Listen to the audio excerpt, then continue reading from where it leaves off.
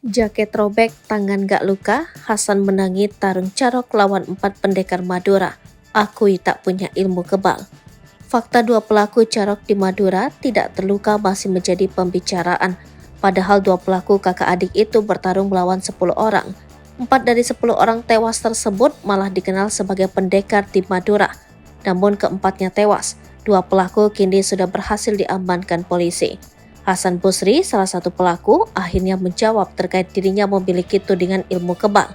Hasan ditetapkan sebagai tersangka bersama adiknya Werdi. Adapun keempat korban tewas pada tragedi carok di Madura ini adalah Mat Tanjar, Mat Terdam, Najehri, dan Hafid. Seperti diketahui, tragedi carok di Madura ini terjadi di Desa Bumi Anyar, Kecamatan Tanjung Bumi, pada Jumat 12 Januari 2024 sekitar pukul 18.30 waktu Indonesia Barat.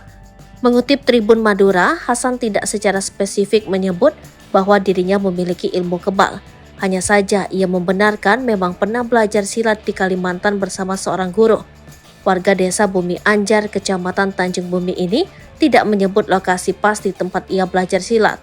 Namun menurut pemberitaan Tribun Madura, Hasan belajar silat di desa Banjar, Kalimantan. Guru Hasan juga dikabarkan sudah meninggal dunia. Disinggung tentang ilmu kebal, Hasan justru tertawa. "Ndak pak," katanya sembari tertawa. Hasan tidak menderita luka, padahal jaket jeans yang ia kenakan robek panjang diduga terkena senjata tajam musuh Hasan. Hasan lantas menjelaskan kronologi dirinya tidak luka. Ia mengatakan dalam tarung carot itu dirinya melawan Mat Tanjar dan Mat Terdam, sedangkan Wardi meladeni Najehri dan Hafid. Di tengah pertarungan, Hasan mengaku senjata tajam yang ia bawa patah. Hasan bercerita ketika melakukan carok celurit yang ia bawa dari rumah patah. Ia lantas mengambil senjata milik Mat Terdam. Adik Hasan, Wardi, justru mengatakan bahwa kakaknya tidak terkena serangan dari Mat Tanjar dan Mat Terdam.